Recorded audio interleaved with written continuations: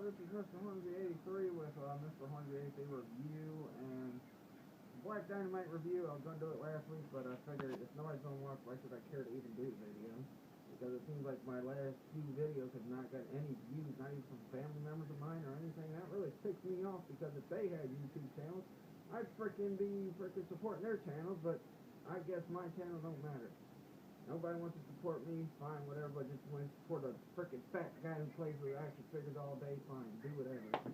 But I'm going to get into my Black Dynamite. I also got another write at the end of this, but,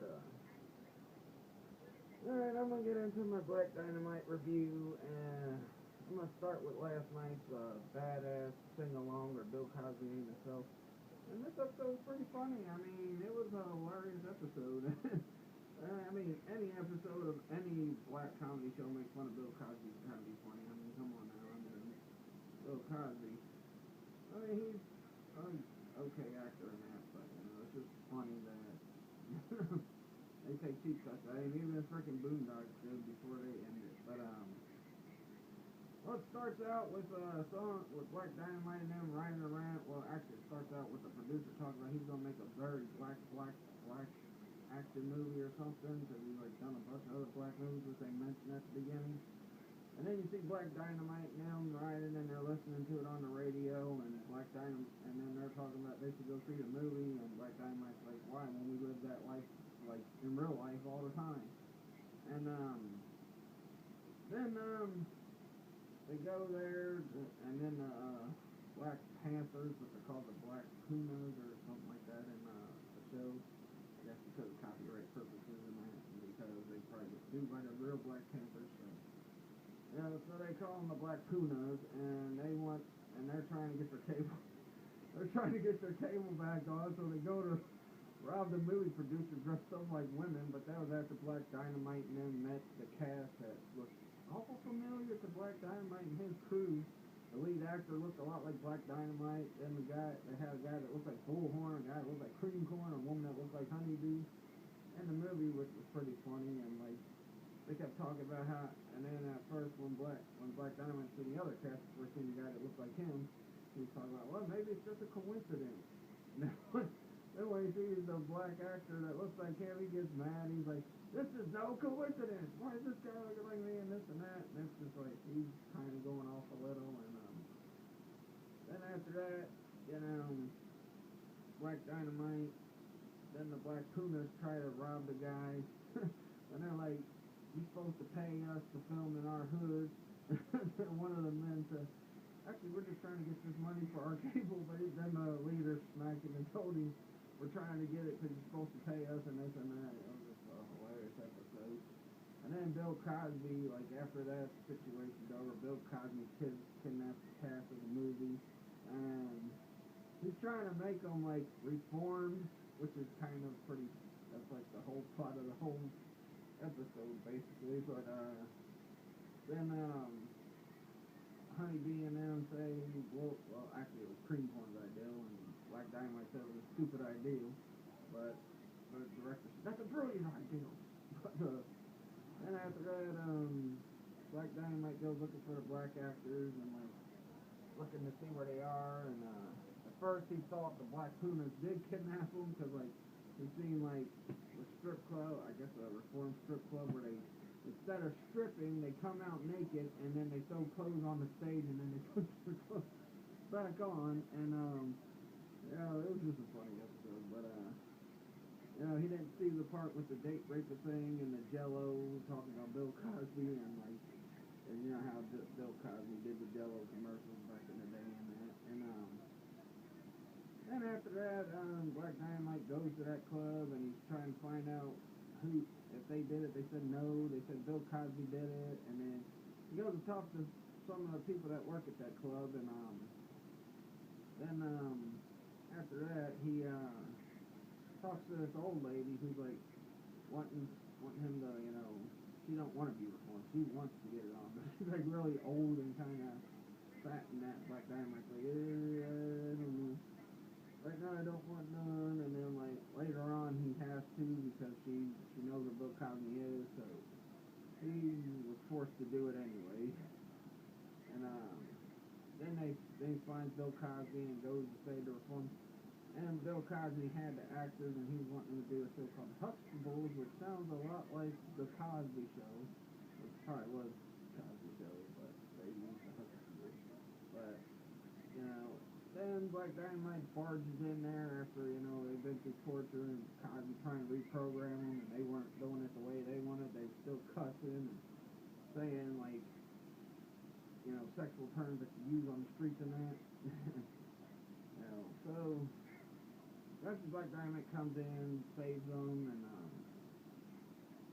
you know, finally takes care of Bill Cosby, and then, like, they get the cast back, the movie gets to be made, and, oh yeah, I forgot to throw in the fact that, you know, Black Dynamite's crew is not doing well filling in for the actors. It's so bad that people's throwing tomatoes at them, especially Honeybee and Bullhorn. And Cream Corn was supposed to do a line that the actor that looked like him did, telling those, saying, you know, bitch, where's my money, but, and smacking her. He couldn't, he's like saying it in nice ways. He didn't call her that or nothing, and then when he did call her that, he said, I'm sorry I called you that. It was just crazy, but then it ends with Bill Cosby sitting there talking, and the old lady that Black Dynamite had to do it with to get the information where Bill Cosby was. She's like, "Are you gonna eat or what?" And then Bill Cosby goes down on her. And Black Dynamite also, after he beats Bill Cosby, he takes a cheap shot at one of his movies, and anybody who knows what movie he was talking about will know what he's talking about. But overall, I'm gonna give this episode a 4 out of 5. Really good episode, really hilarious. I mean, Black Dynamite's just hilarious. It's like one of my favorite shows aside from Boondocks on Adult Swim and, you know, other stuff like No Office, which they canceled since, or I guess they canceled that. But I'm gonna talk a little about the Honeybee episode. It's basically Honeybee and the whores are taking a vacation because the whores are wore out. It starts out with the doctor, you know, examining them and saying they need a horrication, and Black Dynamite and them let them go on the vacation, and Black Dynamite, Cream Corn, and Bullhorn have to deal with a bunch of horny guys who want the whores back. You know, they're on a horrication, and like they like turn into horny zombies, which is pretty funny. But and then in the midst, Honeybee meets Bob Marley. Bob Marley's like flirting with her and trying to hook up with her, and then they do hook up, and then he like hits the G-spot on Honeybee, I guess. And like that episode was really edgy though. I mean, really edgy. It came real close to actually showing the full frontal nudity. But, you know, it was 10 o'clock hour, so you know, I guess it's a little okay to get away with stuff like that at that time frame. But then she finds out he's got a wife and kids and a bunch of other girlfriends at the shack. And throughout the whole episode, assassins keep trying to kill him, and she's like, why do you keep trying to assassinate him? He's like, well, it's because of assassination attempts always happen when it gets closer and closer to concert. And then, like, eventually, one of the assassins that was trying to kill him was one of the girlfriends he had. And she wanted to be the number one in his heart and none of the other women. But, you know, I think he wanted to make Honeybee number one after the wife and that, but Honeybee eventually said, screw this, I'm done with you. And they come back, and, like, the whores and Honeybee, they come back, and, afterwards, she's talking to Black Dynamite, and the guys are celebrating the whores being back because they were really horny. I think they were about to rape Cream Corn in one thing because like Dynamite and Bullhorn pushed him out there. And then she's talking to Black Dynamite. Black Dynamite's talking about how glad he is they're back. And she thinks it's because Black Dynamite missed her and he wanted, you know, to get some from her, but really he was just happy because he didn't want to deal with the horny zombies no more. So I'd give that episode a 4 out of 5 also, because it was pretty funny too, and, you know, it's mostly focused on Honeybee and her love life and all that, but, it was good to, you know, have an episode that wasn't filled with action, but, I'm gonna go into my rant, and I just went into a mini one earlier, because I'm getting frustrated with doing this thing. I mean, I try my best to do my best on these videos. I try to freaking keep from yawning, try to keep from freaking mumbling, try to keep from repeating myself, and people still don't freaking support my channel. But yeah, like I said, a 35-year-old guy or how old a guy this fat guy is freaking playing with wrestler figures, keeping it from little kids, and then he makes fun of his own fans and that. I don't make fun of my fans, but yet nobody watches my shows, and I'm just getting tired of it. Not only that, I'm frustrated about my Colts losing tonight to the freaking Patriots because, you know, if Greg Manusky is defensive coordinator of the Colts next year, it's either a personnel problem or defensive coordinator. Fire Greg Manusky, find out if it is a personnel problem. If it is, then you need to freaking switch your personnel on defense. But yeah, I'm just frustrated. I'm gonna do my freaking topic video probably Monday about either X-Men or GTA. Then I'm gonna do it on Wednesday. See how well viewed they are. See if I get any likes or any more subscribers. Also, I'm gonna freaking probably do a couple more videos and then be done for the year. And come back next year, and if I don't feel like coming back, I just won't because I'm getting tired of freaking doing this. Take time out of my life, and I try to, you know, do something fun on YouTube.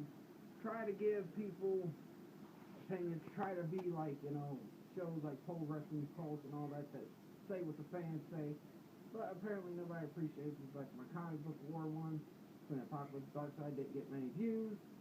My freaking horror movies didn't get viewed as well as I hoped. I'm just, you know. But yeah, the fat guy can make fun of his fans, insult their intelligence, berate his wife, play with action figures all freaking day, and people watch that. I try to do everything I can on this show to get views, to draw on new viewers. I've done comic book ones, I've done comic book movies, I've done video games, I've done cartoon reviews, I've done TV show reviews. I don't know, depending. Let's see how it goes after these next couple videos and see if I decide to come back next year or not, because I try to stick to something no matter if it's successful or not, but I'm not going to keep sticking to something if I'm not going to get no success. And the thing that makes me the maddest is my family members that claim that, you know, they'll support me no matter what, they're not even supporting my channel. Nobody. Oh, my kids watch it. My kids, yeah, they're the only ones that support it. My wife helps me record the videos. No, she's the only one that supports it, but my mom, my dad, my uncles, my aunts, all them, they don't care if I do well on this channel. I mean, God, what? Are you guys jealous that I'm doing something that you guys aren't doing, or what? Or do you just, is that how much I mean to y'all? Y'all just don't give a crap enough about me to support my channel no matter what? I know I sound like I'm whining, but, you know, oh well. I've heard other people whine on about stuff. Whatever. Peace out.